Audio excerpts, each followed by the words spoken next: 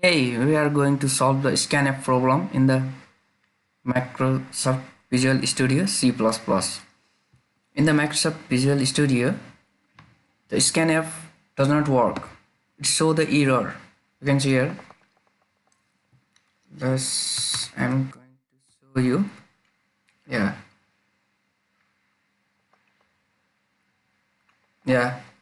Scanf. Yeah, there is show the error. One error. Let's solve this. How to fix this? Okay. First of all, go to project, YouTube video properties. Then go to C/C, go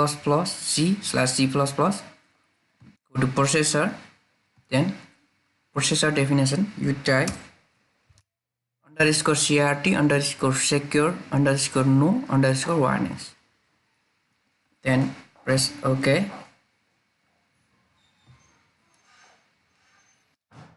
then run the program. Let's save it, then run the program. It is fixed or not.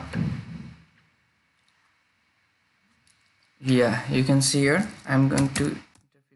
Yeah, you can see the enter number is 15. Okay, thank you guys, thanks for watching this video.